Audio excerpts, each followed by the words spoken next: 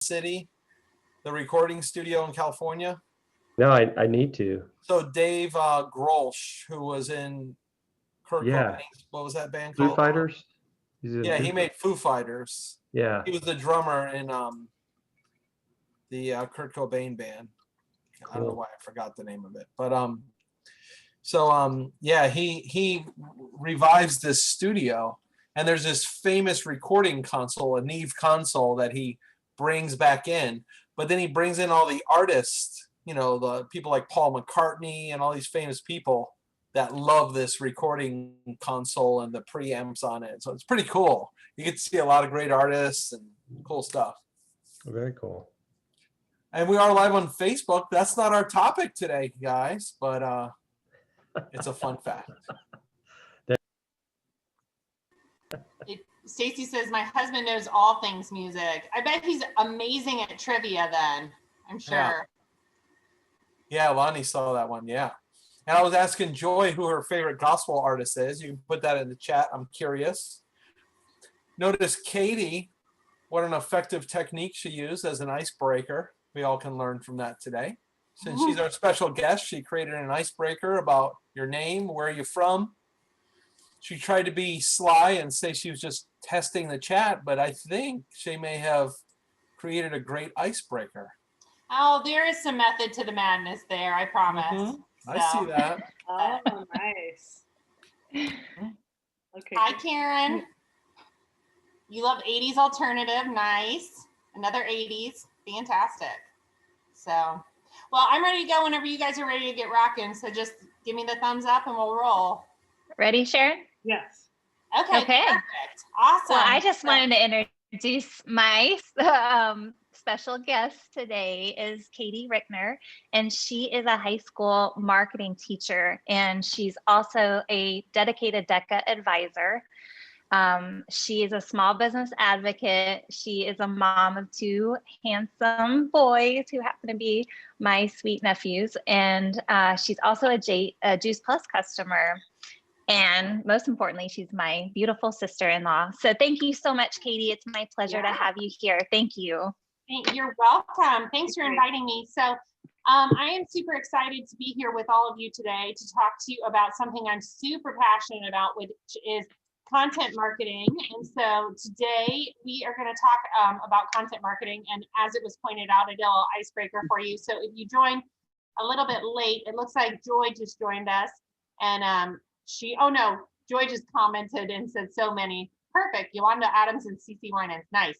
Okay, so what I want to start with today is I want to tell you a little bit about my story. So I knew I wanted to be a marketer since I was basically 18 years old. When I was a senior in high school, I decided I was going to run for senior class president with my twin sister, who's featured there on the left with me. And we, our senior year, developed this wonderful little tagline called Double Your Win with the Rickner Twins. That was our platform that we used our senior class, or our senior year of high school to run for senior class president and vice president. And we beat out our competition by a landslide completely. And that kind of sparked my true passion for marketing, all things marketing. And it also kind of sparked my true passion for small business ownership. My twin, for a very long time, was a small business owner. So I definitely have a passion for small business. But when I graduated from high school, I went to school at Ohio State University, and I studied consumer affairs in business. And while I was at Ohio State University, I worked in a number of different kind of positions and was doing some waiting at some tables. If you've been a waitress before, kudos to you. The service profession is legit. But so I waited some tables, and then I had this opportunity where I transitioned into working into radio. So for a couple of years, I worked in radio, and then I was about 22 years old. I loved country music, and that's why I put that as the icebreaker question about music, because I'm a big country music fan. But I loved country music, and I had the opportunity to kind of see every concert that was out there during that time frame, and it was awesome. It was one of the best experiences. But 2 quarters before I was getting ready to graduate, I was kind of bit by the teaching bug. I was volunteering at a local school working with little kids and reading to them and doing all this stuff. And I called my parents and I said, hey, I want to switch my major to education. And my mom and dad were like, no, you have 2 quarters left at Ohio State. You're going to finish. So I went ahead and finished. And I then got hired full-time into a radio position, worked radio promotions for country radio and for a classic rock station. Then a local TV station, our NBC affiliate, picked me up. They recruited me to be their promotions coordinator. I did that for a couple of years. And then I decided I was finally going to pursue this teaching passion. And after a couple of years, I quit that job at NBC and went back to school to be a teacher, or so I thought I was going to be early childhood.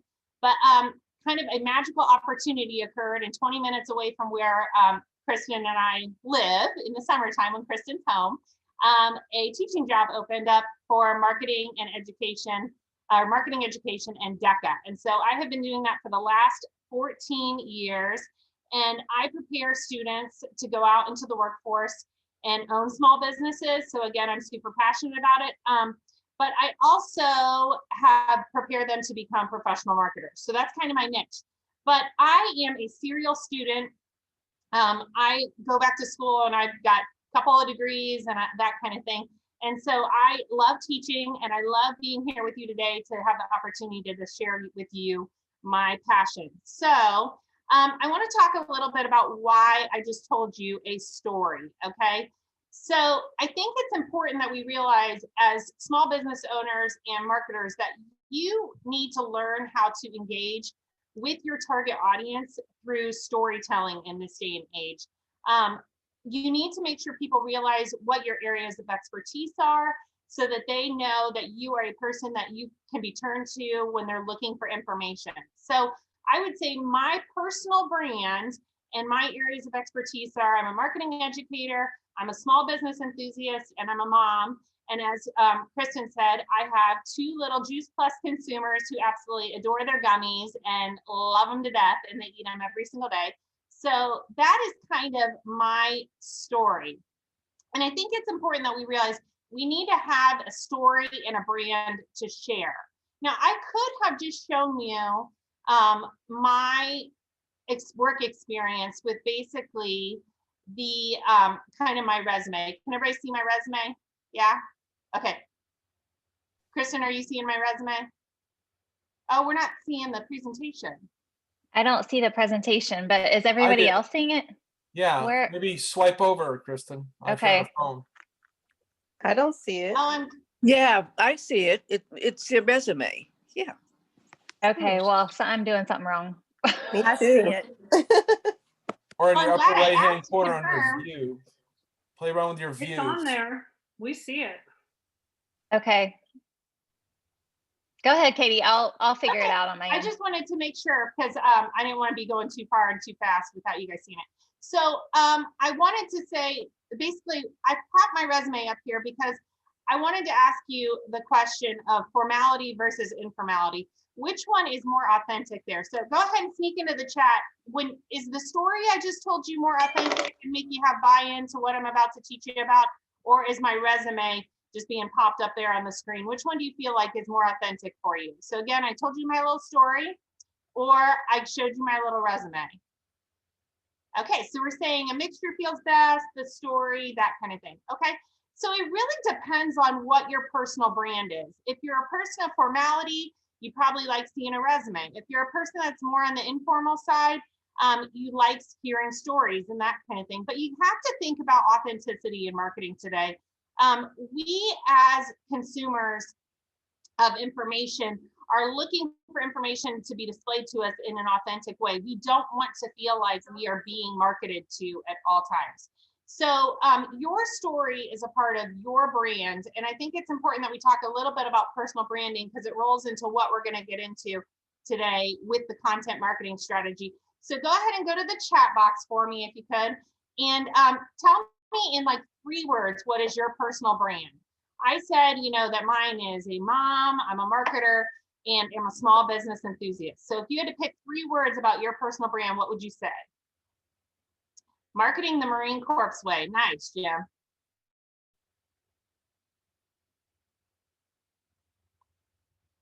So think about 3 words that are your personal brand. Mom, Juice Plus, and nurse. Nice, Tiffany. Hey, Tiffany, thank you for being a healthcare hero. We appreciate you. You're welcome. Thank you so much for the thank you. Yeah. Fitness enthusiast, mom, and health advocate. Awesome, Jules. Mom, freedom fighter. Nice. Thanks, Stacy. Helping others grow. Good. Mom, marketer, and fun loving. Awesome.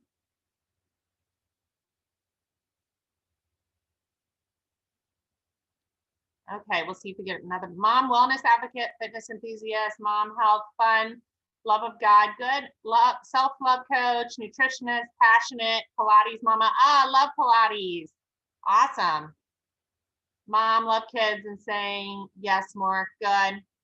Okay, so all of you have your kind of personal brand. And the reason why I want to bring light to that is when you are thinking about content marketing and content strategy, you're trying to encourage individuals to buy into you and your personal brand. And so it's important that you know what that personal brand is, because your strategy as a marketer really needs to revolve around that personal brand when you are selling. And I say this specifically because when Kristen and I were talking about this presentation, we were talking about how important it is that people buy into you as the representative for Juice Plus, because they trust in you, they trust in what you are encouraging them to do and to buy. And so you need to know what your personal brand is, because if you don't know what your personal brand is, it's really hard to create a strategy to establish that platform that you want to build everything else on. So I pulled this quote because I love the fact that it talks about like your smile is your logo, your personality is your business card, and how you leave others feeling after an experience with you is that trademark. I think that's so profound when we think about direct selling to consumers, because it's very, very true. They have to buy into you. But again, you need to align everything to your personal brand. So when you're thinking about that personal brand, you want to look at making sure you're building a brand that is consistent. And I put your all-time favorite Fraser Brooks up there. Kristen told me you guys really like Fraser Brooks. And I had the chance to kind of go through and look at his stuff. And I love this because I feel like he's screaming at you, build your personal brand and be consistent. Like, it's so true. Whatever that brand is, make sure that it is consistent, that it's working for you, and that it projects what your image is that you would like to project as a person.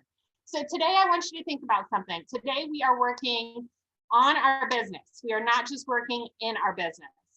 When I work with small businesses and I talk to them about their marketing strategies and I help them, I'm always saying to them, you need to think about working on your business, not in your business at this point in time. It's important that we as marketers dissect a couple of hours, out of our week or our month to make sure that we spend that time working on the business, not just in the business. So that's what we're going to do today. So marketing really is a combination of art and science. And like I said, it requires overall authenticity. So when you're thinking about marketing, again, keep that authenticity in mind, because it's a process. And again, going back to your buddy Fraser Brooks, I watched one of his things from September, I think it was, or October, where he talked about marketing is a process. There really is no magic post. I'm not going to be able to give you a magic recipe today of a specific post that's going to blow up and become viral, and you're suddenly going to get your email box flooded with tons and tons of information. What I'm going to give you is a strategy to build on through content marketing, through this idea of storytelling.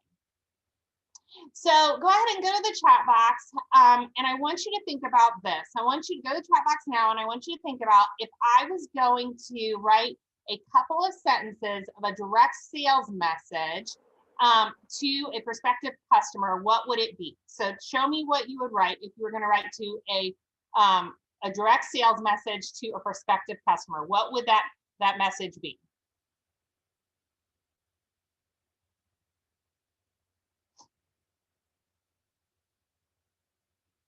And I'll give you here about, I'll set a timer for about a minute.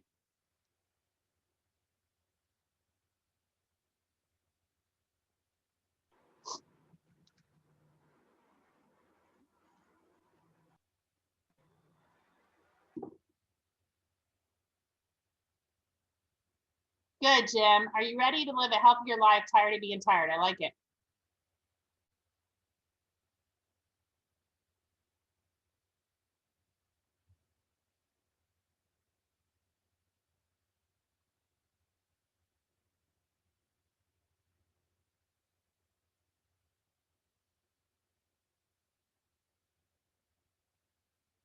Know you're looking to improve your kids' health. I've been using something for 21 years that has really helped me and my family. Would you like me to send information on that? Great. That is definitely a direct message, very nicely constructed. Nice. Yes, I love it. Suggesting the Shred or the Shred 10. It's free. Perfect. It's fun. The smoothies. Yeah, nice. Oh, I love it. Your daughter's a picky eater. I found a simple way to get my kid to eat a ton of fruits and veggies every day. Perfect. Nice. I see you struggling with your health. Would you like to hear more how my health has turned around? Fantastic, Kathy. Thanks, Kathy. Thanks, Sandy. And I'll give you another about 20 seconds. Saw your post today. Hope that Johnny's feeling better. I would love to share with you a solution for great nutrition that has really helped our family. Awesome, Doug. Yeah. Do you desire to eat well, live well, and be well? I found a way to do all three. Would you like to know how? Awesome. That's all. This is great stuff, guys. Thank you, Sandra. Hope you're having a great Friday. Mentioned your boys were picky. Whole foods in their diets. Awesome. Great. Perfect, guys. So you got the direct sales message down, okay? So when you're thinking about direct sales messaging, that's great, but we can't bombard people with direct sales all the time. People will stop loving you on social media if you bombard them with direct sales messages all the time. So what you want to think about is this other way to work with people. You can't always be selling, or can you? Well, the reality is you can sell, but you don't have to be selling directly. You can sell indirectly. So there's this concept of the push versus pull dilemma. Is everybody still seeing my push? Everybody see the push versus pull graphic? Kristen, you see it okay now? Okay, great. I just want to make sure. All right, so there's this concept of the push versus pull dilemma. And it's this idea that you can push onto people the ideas, but that creates so much noise in the marketplace. You know, we are marketed to all day long, every single day when we drive down the street, that kind of thing. And there's also this idea of when you are constantly pushing marketing out there, you might be annoying people. And one of you guys actually used this in quotations and said, won't people be annoyed by me? Because one of you in your survey wrote that, that you said, won't people be annoyed if I just push marketing out to them all the time and on social? And the truth is yes, they will. So you kind of want to try and do more pull marketing, which is this concept of attracting. And attracting individuals can be done with content marketing. So I wanted to do a definition based here by saying to you, you know, traditional marketing is becoming less and less effective. It just is by the minute. So as a forward thinking business owner and marketer, you know there is a better way.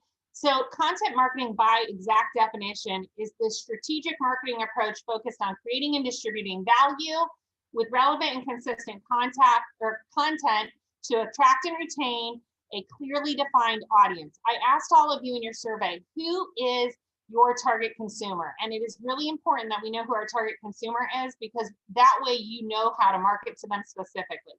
Then you can drive actual profitable customer action with them. So instead of just pitch products, you're truly providing relevant and useful content for your prospects, and you're pulling them to you to come to you as a source or as an expert in your content area, which is Juice Plus, health and nutrition, all these things.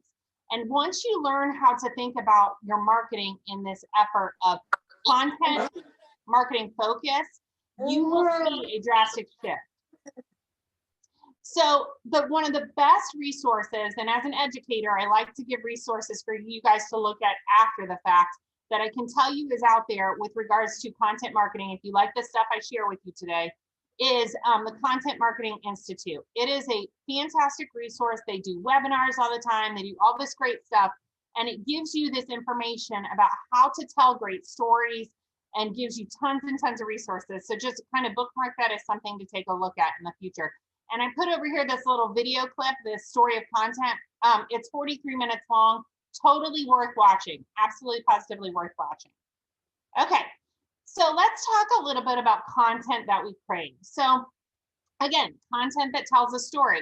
These are a bunch of just kind of like prompts. And after the presentation's over, I will email Kristen the overall presentation so she can share this with you so that you can have this kind of list. But this is like the content that we crave as consumers. You know, we like content that has that feel good thing to it. We want stuff that reminds us that life is short. We want content that gives us faith to believe in bigger things. We look for content that takes us on a basic journey or inspires us to act. I don't know how many times I'll see something that like talks about, you know, self-improvement, and then suddenly I make a decision to do something for myself because I'm like, I really need that. And I think we crave this kind of thing. We like content that makes us cry and feels joy and sorrow and all these things. And we like content that reveals secrets and gives us kind of that insider scoop. I love Tip Tuesday. Like that's one of my favorite things to do as a marketer, is encourage people to give like a tip on Tuesday or a tip on Thursday, because it gives us kind of those secrets that people have to share. We also like content that educates us while simultaneously entertaining us. So I want to tell you a little bit about our story, and then we're going to go back and we're going to do another little activity here.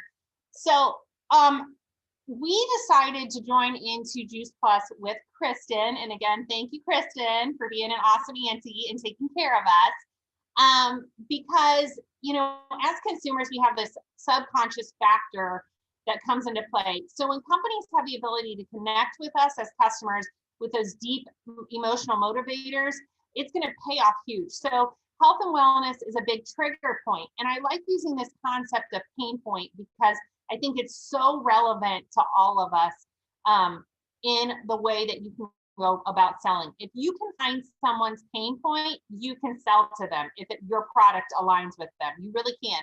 So let me tell you about my pain point. My little boy's here. Andrew's on the left in the green shirt. He just had to have stitches in his face this week. It's been an adventurous week at the Rickner-Hobbert household. But Andrew on the left there, my little one, he it was not a great eater. He was driving me absolutely crazy this summer and was not eating any fruits and vegetables, and it was a battle and that kind of thing. Versus Charlie on the right in the little gray shirt, he is a phenomenal little eater and will eat anything you put in front of him.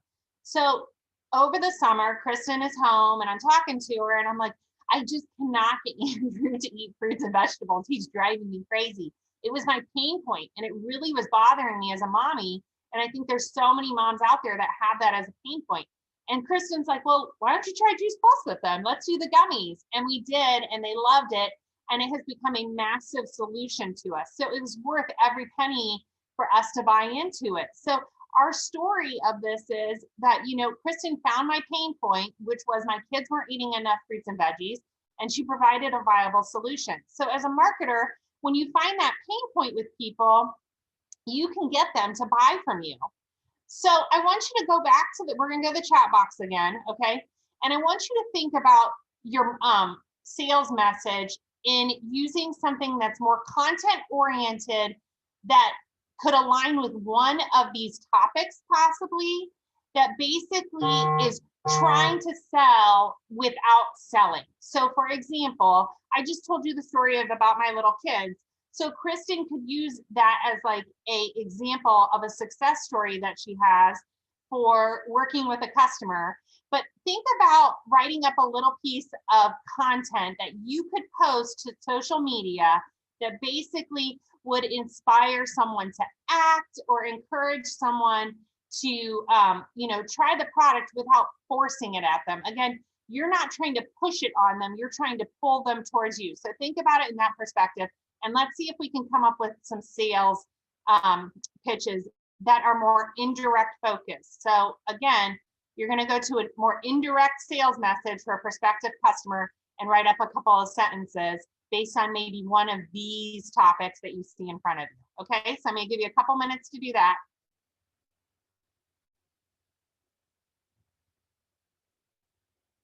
I'll set the timer here for about 2 minutes.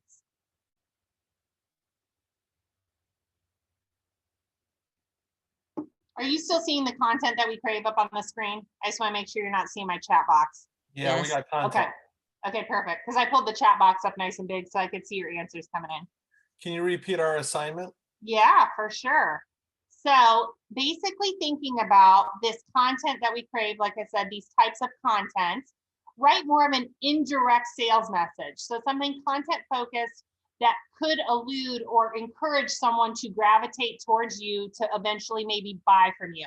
So don't think about pushing a message on them. Think about pulling them to you with something more indirect focused that's helping them know more about who you are, your personal brand, what you do, and they might eventually buy into it. Does that make sense now? Everybody okay with that? Okay, cool.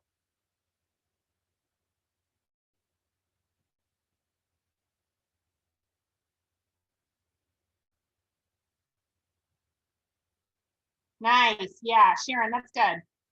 So your friend Frank, business owner, plays a lot of racquetball. Perfect. That's a testimonial of somebody, and that gives them some really nice content that isn't like pushing it on them. You're kind of trying to pull them into you.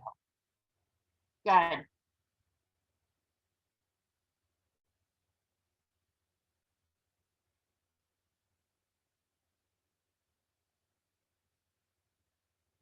Thanks, Sharon, for that, for contributing that.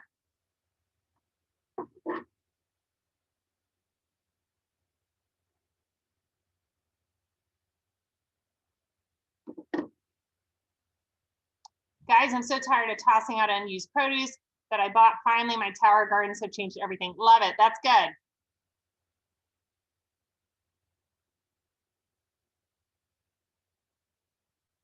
Thanks, Doug. That's really, really good.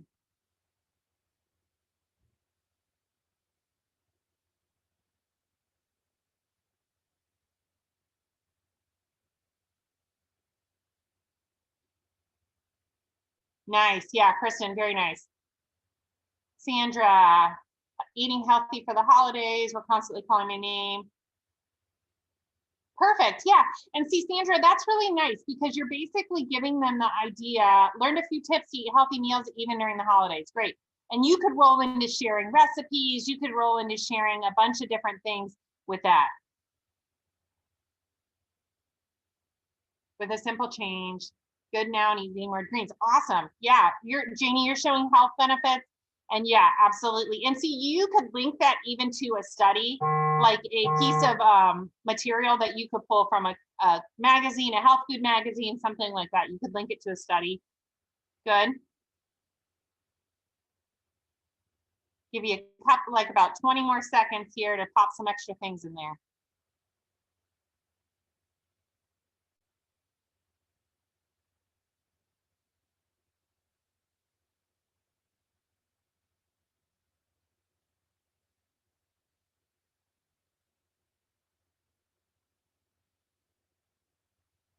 Okay.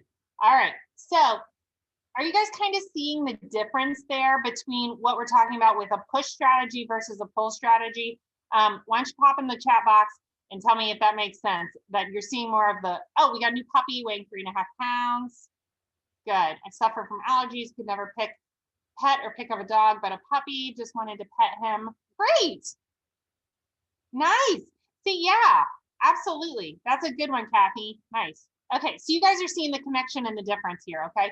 So when you're looking at content in this capacity now, and you suddenly start sharing stories, you have the ability to really pull somebody to you because they now want to go to you because you're an expert, not just because you're selling something. And that's what's really important. But copy and the selling message is just one piece of that pie. So I was really impressed with you guys when I put the survey out there. And thank you so much to everybody. I got to give you a little kudos and shout out to everybody that filled the survey out for me. 75% of you guys that responded to that survey had experience using like a Canva. Some of you had used Adobe Spark Post. You also used Codify, WordSwag, PicCollage, Poster My Wall, all these things when you're doing your posts. I think it is super important that you realize that visuals are really, really key. And I want to ask you a question. And this was a question that Fraser asked in one of his things. When scrolling, what makes you stop? So go to the chat box for me and tell me, when you're scrolling posts, what makes you stop on social media?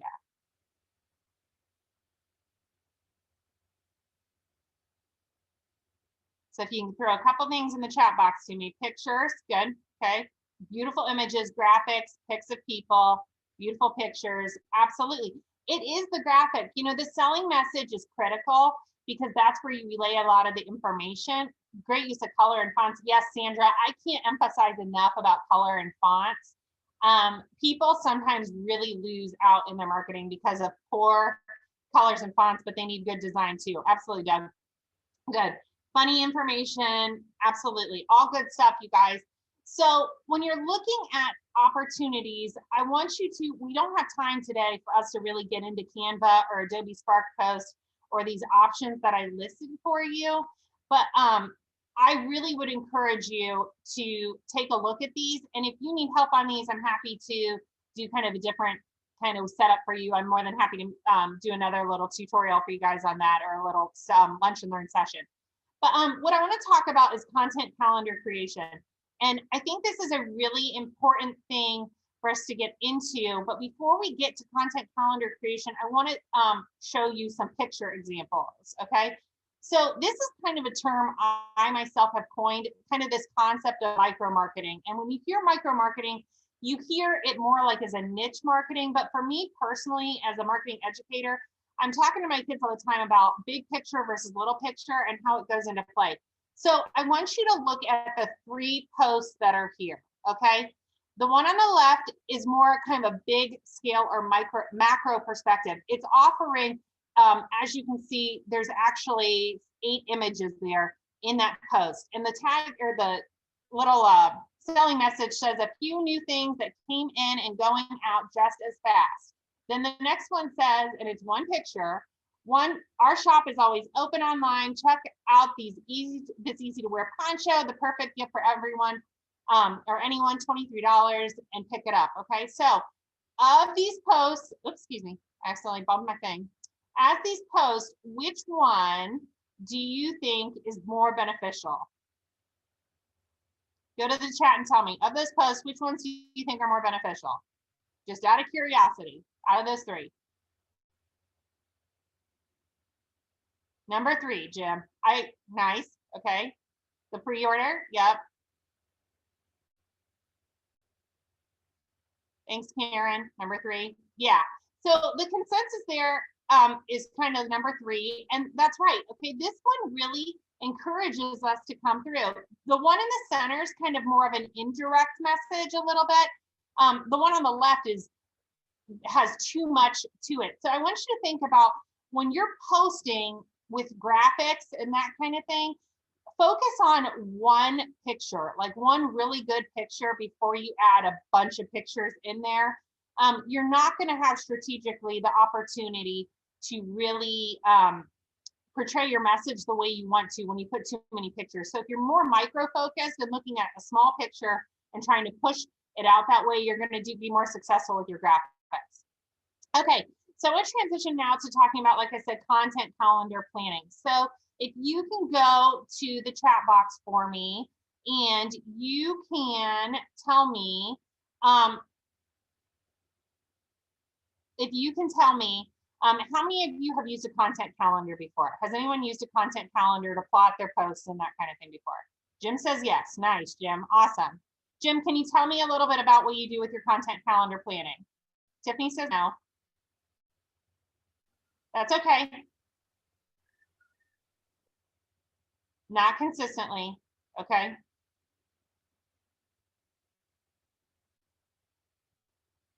Not officially. Yes, but it's been a while. Okay. Coming up with strategy by week, month, and quarter. Good, Jim, that's great. Yeah, if you have a week, month, and quarter, that's awesome. On and off. Hey, Brittany, thanks. I like positivity, lady. That's awesome. Okay, so it looks like we have a little bit of examples or a little bit of experience, that's what I'm trying to say, with it, but maybe not a lot. Okay, so I use this tag in the world of education. We have this fail to plan and plan to fail. Doug, you probably remember this as a principal, like fail to plan, you plan to fail a little bit. You want to make sure you have a nice plan laid out. And I have kind of laid forth here kind of a week plan for you. And I say at the top, repetition inside each week. So there's a number of ways that you can plot content strategically to make it work. And it's going to be contingent again on that statement I made about, are you formal or are you informal? Do you like things extremely structured and repetitious, or do you like things more organic? And it's going to be kind of on what you as a brand are trying to project.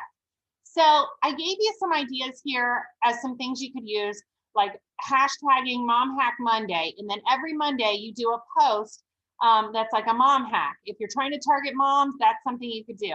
A snack and Saturday, you use like a snack recipe. A health tip Tuesday. These are all just ideas of ways you can create content for strategically posting that you don't have to be, again, push. You're pulling your consumers to you with it. So how do you know what to post? I always tell people, when you're starting to think about what do I post? How do I know what to post? You need to think about, again, that expertise. What is my brand? So what do I know? What are my areas of expertise? What are the things that I can share with confidence and feel really good about? That is a good place to start with posting. What do I want to know? I love questioning in my strategic planning with small businesses. I tell them, throw a question in there every once in a while for people, because it helps people create conversation with you. Social media is meant to be social. It's not meant to be one-sided. So if all your posts are just one-sided, with you just pushing and not putting stuff out there, trying to get conversation going, then you really are not doing a good job leveraging social media as a marketing tool, okay?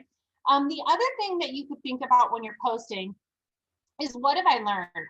When I learn something new, I love sharing it. Like, for example, I found this absolutely amazing book called 1 Million Followers. I have been reading this. And so as I've been reading through it, have been talking with a lot of people about it personally. And when I get more into it, I'm going to start sharing some tidbits from it and that kind of thing. Because like, one of my communities that I'm involved in is a community of business educators. And so I like posting in there and sharing content with them so that they know about these little tips and tricks. That's something new that I've learned and I like sharing. And so that's another thing to think about when you're posting with social. Pinterest or Google Images also has tons and tons of ideas for content calendars, you guys. This one is a very kind of sporadic one. If you are trying to do a post every single day, this is something you could do, where you go to Pinterest or Google and think about developing your content by using one of these kind of like checkerboard patterns. The only thing about this is that you can literally overwhelm people sometimes if you do something like this.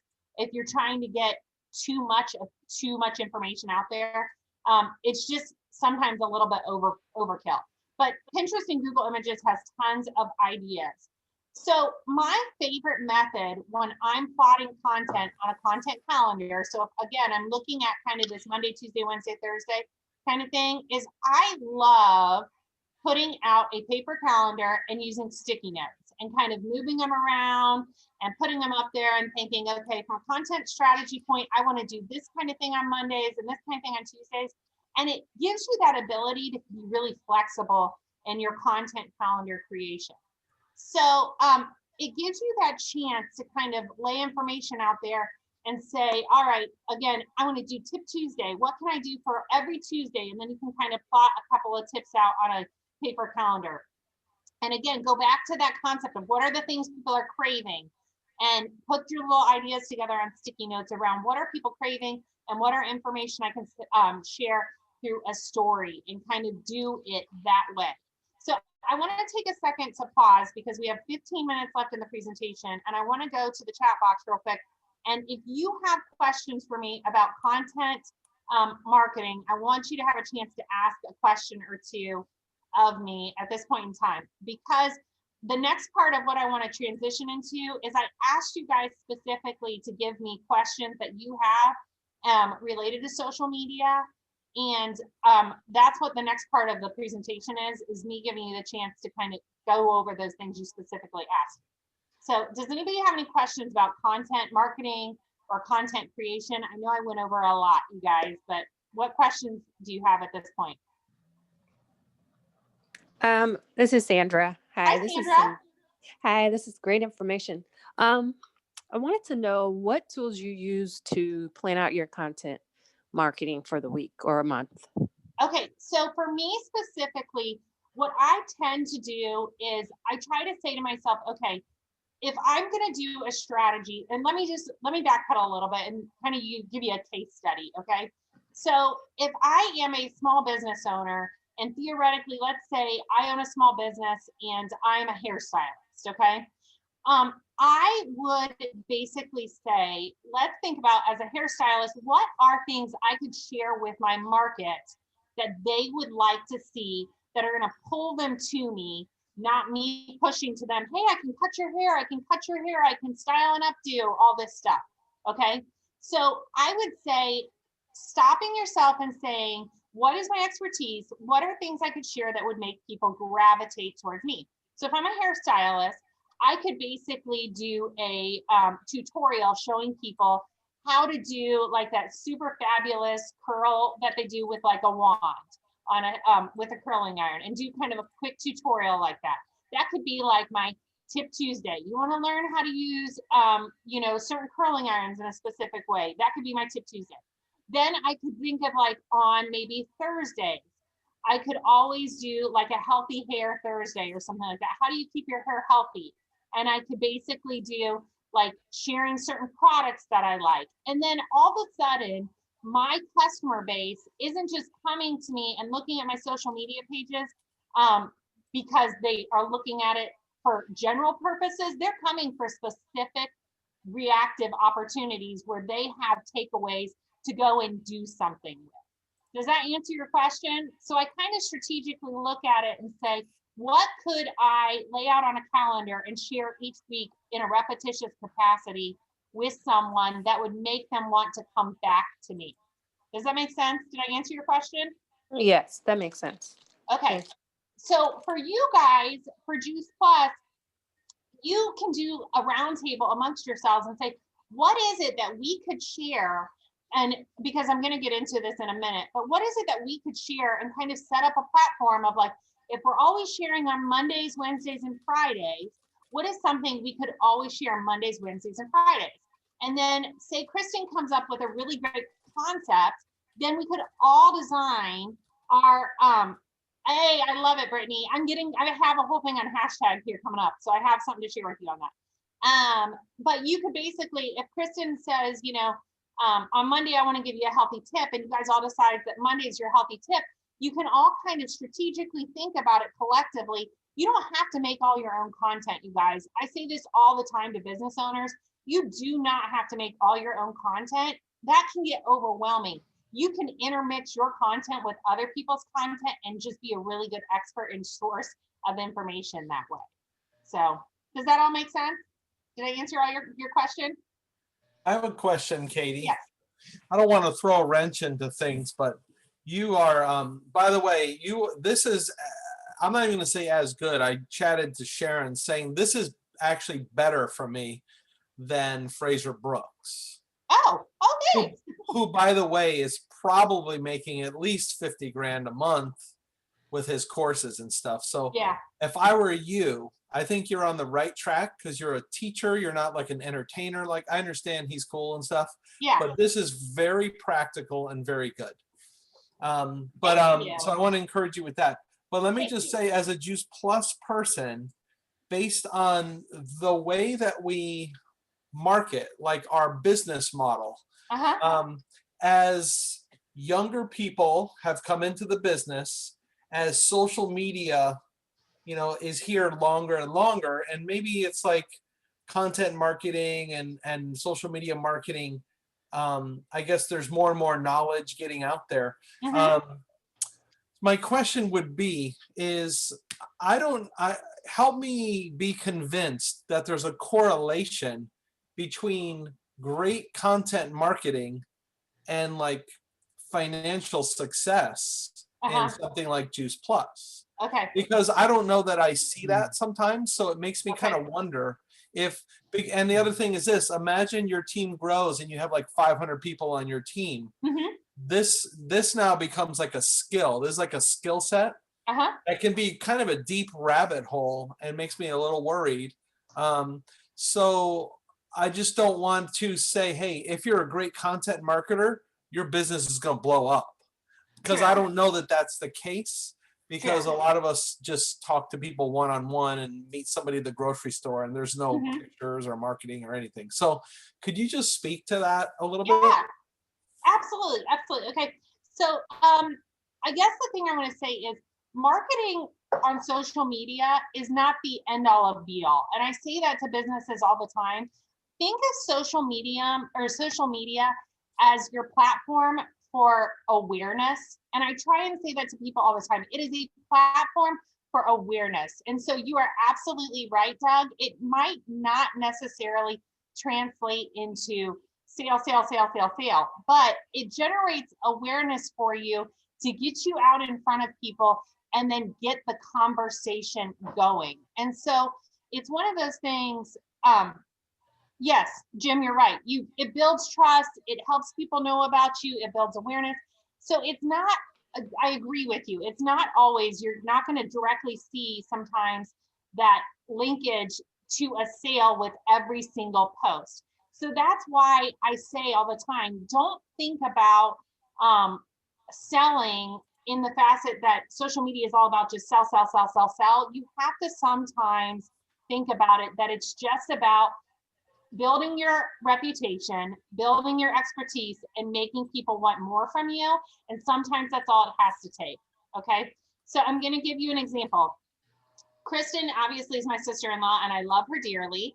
And I know her, but like I even wasn't sold on Juice Plus in the beginning. I tried it for myself a while ago, and it was one of those things where it was just kind of like, it just wasn't something that I bought into. And it's not because it's not a great product. So please know that's not what I'm saying. It's not because it's not a great product, but healthiness for me at that time was not a priority for me. I wasn't a mommy yet. I didn't have kids or whatever. And then the more and more once I had children, the more and more I started following what she was actually doing, it built this awareness for me of what you guys do with the Tower Gardens and with the gummies and all that kind of thing. And it helped me buy in. So the social media didn't sell me, but it helped me buy in. Did that answer your question? Yeah, and I guess so when let's say I do meet somebody in the grocery store, what Sharon and I typically do, we don't have cards or anything. We always add somebody on Facebook. Yes. So then when they add me on Facebook, of course they're going to stalk my wall. And then I think they call it social proof. Yeah. So there's going to be social proof that I really do something. Absolutely. Okay. And not only social proof that you do something, but you do something well. Because if you've done a good job of posting your information, they're going to look there. And you actually bring me to a really solid point. So there is this idea that like, if you are going to look for information in today's day and age, where are you going to look? You're going to look at the internet, okay? If you're looking for something, your first resource is going to the net. If somebody doesn't have a web page, you're going to go to Facebook. That is the top platform, hands down, that people are going to look for information from. So if you have created a really solid profile on there of information for them to scroll and see and react to, they're going to think, oh my gosh, heck yeah, I'm going to buy into this. So you are correct. That social awareness and kind of hooking someone. Does that help?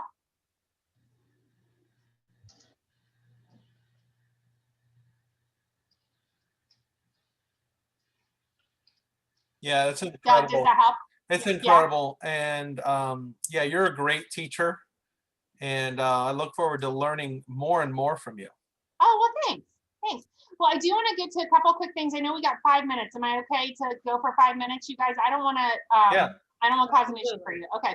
Absolutely. So you guys asked me some very specific questions that I would like to get to because of the fact that I think these are kind of social media things that people sometimes are like, wait, how does that work? Because social media, and I say this in the facet that I have been been working in marketing for over 20 years now, but I never call myself a marketing expert. And the reason why I never call myself a marketing expert is because social media moves so fast that even I can't stay on top of everything. And so I am always learning. I told you I'm a serial student. I am always learning. So you guys asked me some really great questions that I want to get to. Okay. So when you are thinking about what kind of content to post, and what time to post, again, don't have to create all your own content. And we don't have time to kind of do this in the chat box, unfortunately, but I can do it later with you guys as another backup to this if you want me to come back and talk to you again. But I want you to really think about what are some of the best posts you have made on your personal page or your business page that people really reacted to, okay? When you make a really good post that someone reacts to, put that in the back of your mind because that is a golden nugget. If your network reacts really positively to a certain type of post or a certain thing, that is something that you need to say to yourself, holy cannoli, I got to recreate that somehow to make it better for the future. Because if I got 450 likes on that post, I got to do something like that again, okay? So I want you to put that in the back of your mind. I also want to talk a little bit about this dilemma of how often do I post on Facebook and Instagram, okay? A lot of what you read in research says 1 time per day is optimal with a maximum of 2 posts per day. If you look at HubSpot, which is one of the media or marketing companies that's out there that does sales, service, all that kind of stuff, if you have less than 10,000 followers, you can experience a 50% drop in engagement if you're posting more than 1 time per day. You don't want to be inundating people with stuff more than once a day if you have less than 10,000 followers, because people are going to get annoyed by you. And it has to do with a number of things. And again, I told you marketing is science and creative. It's an art and a science, but on the science side of it, pay attention to the research in that regard. You also asked, or I wanted to hit on the fact that Facebook, if you're looking to post optimally and you don't want to do once a day, try and get 3 times a week in at least, because then it shows engagement. So Doug, going back to your comment about the grocery store, okay? You run into somebody in the grocery store, you add them on Facebook, they go to your page and the last post you made was 4 weeks ago, they aren't coming back to see you. They're not going to keep scrolling because you're not staying relevant. So if you are adding them to Facebook and that's your mechanism, you need to have something valuable for them to keep scrolling. Does that make sense? Like timeliness, social media is meant to be social. You want to have something timely, okay? But it is always a quality over quantity. A lot of you said your target audience was moms, okay? You all gave me this great information with regards to stuff, but you asked me the question of what time of day to post. If moms are your target, I'm just using this as an example, okay? If moms are your target, and you yourself are a mom, think about your own usage. When are you most frequently on? And then try to post around that time. But ask your friends and your customers this question, you guys. Like say to them, hey, when are you most frequently on social media? As a general question, you're gonna find out a lot. Do it as a poll, like a Facebook poll, and say, hey, when are you mostly on social media? It will help you volumes, okay? Especially for those of you who are not using business pages because you can't see the analytics on Facebook. You're only seeing your personal information. If you're not using a business page and you're using a personal page to sell from, you're not seeing analytics or insights. And so that is a great way to kind of gather data in a primary research capacity. But don't be afraid to do some secondary research based on who your target market is, okay? Research doesn't, we don't want to think research lies, but it really is a starting point. So kind of test the waters and make posts at different times a day and then document what worked most successfully.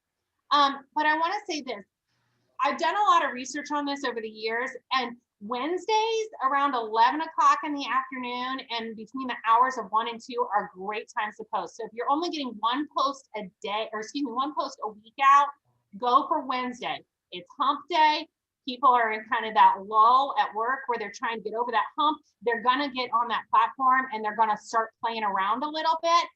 But midweek, your Tuesdays, Wednesdays, Thursday between 8 and 3 has higher engagement as opposed to posting in the evening and posting on the weekends. That is kind of counterintuitive. If you really are trying to boil it down, and Doug, to go back to what you said, if I don't want to spend tons and tons of time on this, but because I want to focus on the sale, then maximize your efforts and focus on midweek and focus on Wednesdays, okay? And Tuesdays, Wednesdays, and Thursdays. And we are at 1 o'clock. So I have a couple more slides. I can keep going if you want me to. You're But we can good. cut. Keep going. What'd you say? Go ahead. You can keep going. Okay, all right. This brings me to business page versus personal page. There were a couple of you that asked me what is better. This is what I'm going to tell you. It's going to depend on that formality versus informality. Are you a formal person or are you an informal person? If you have a business page, you are capable of getting insights on and analytics for that page. Personal pages, you can't get that information. So I like my business page for my own DECA chapter. I get to see when people are on there. I loved my business page or my organization page when I ran my school levy. My high school was running, or not, my school district was running a levy. We needed tax dollars to come in for this levy.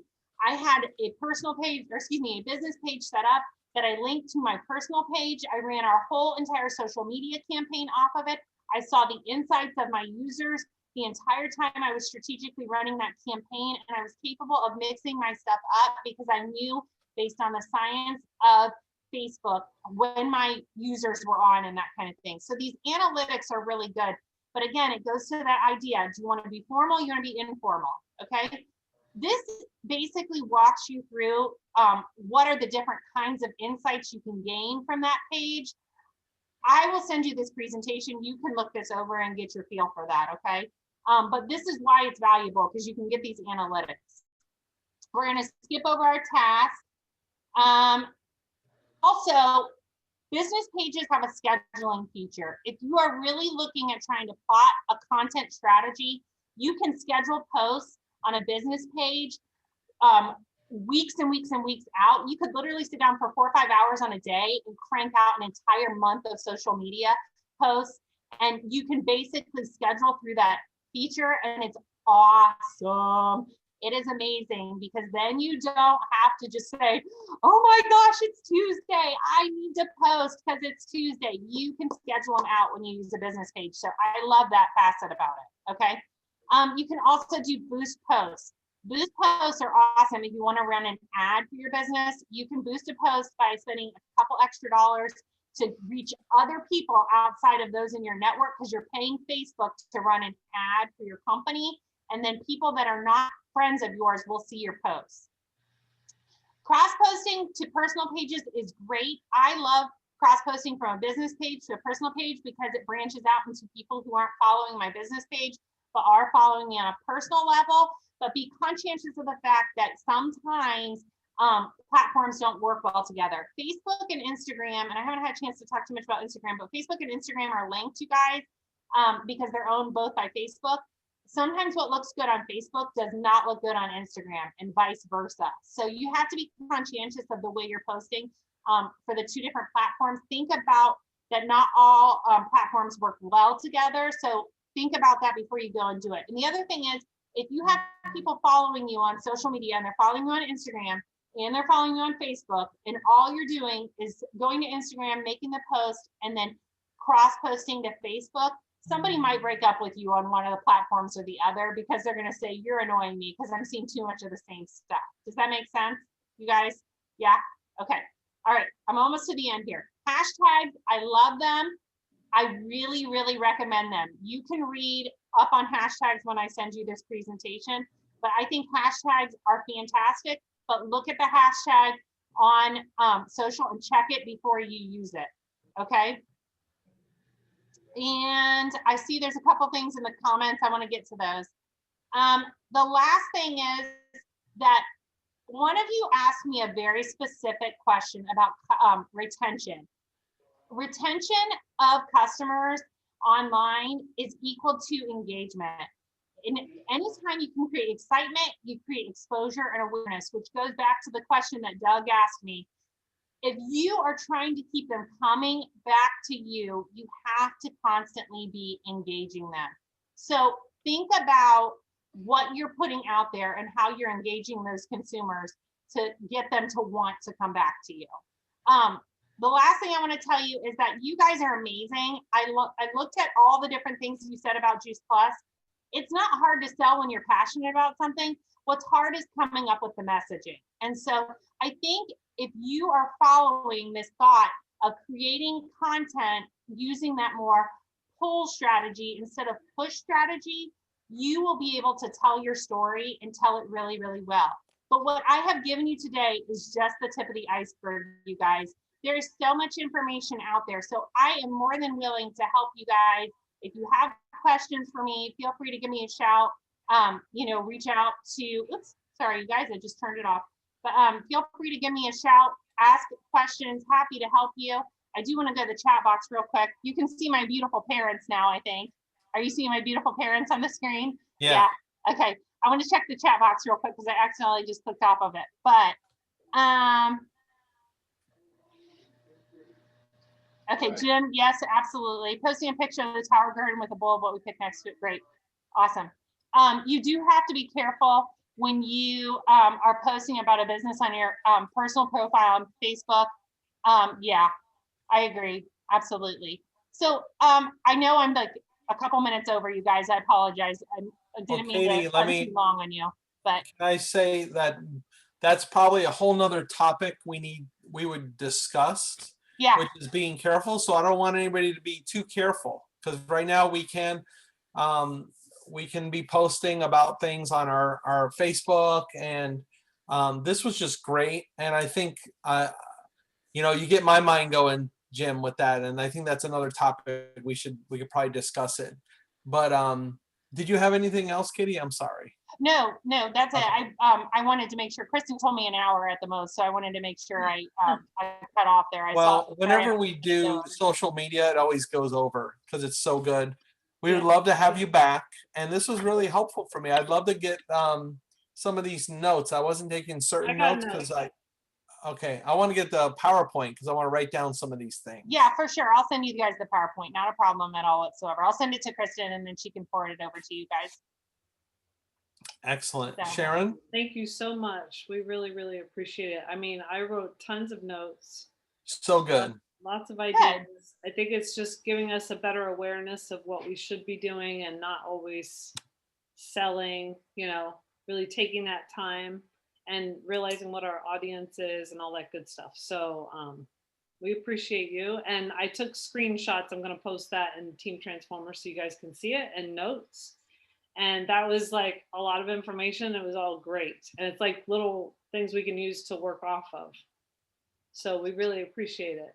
Really great. Thank you. Brittany, if you're struggling with consistency, that is definitely something where a content calendar will absolutely benefit you, like big time for sure. Awesome. Awesome. Thank you. And tonight we have an after party and you're welcome to join us, Katie. The after Oh, hey, party. Thanks. 8:30. Well, I appreciate that. You guys are awesome. So I enjoyed having a chance to talk to you today. Okay, you guys. Thank you. Bring your favorite drink, maybe your favorite hat, little party hat or something for tonight. And Bring we'll your have- favorite team members. Let's get some people on there. Let's hang out. Let's talk business. favorite team members, favorite support for you. Yeah, Cheering, okay. we're cheering, so bring your favorite drink. All right. Awesome. Thank you. And See you thank guys Thank later. you. That was Thank awesome. you. Thanks, Katie. That was Yeah, amazing. Absolutely. Absolutely, you guys. Well, I wish you all a wonderful day. And, if you want You me too. back, I'm happy to help you again. So by all means, I know I kind of sped through those questions. So if you have specific questions that I did not answer, by all means, Kristen has my email. You can send me an email. Happy to answer any questions you have. So, but yeah, tell a great story, you guys, and people will come to you for sure. Thanks. Thank you. Thanks. Have a great day. Have a great day. Okay. Thank you. All right. Bye-bye. Bye. Thank you. Funny story. I actually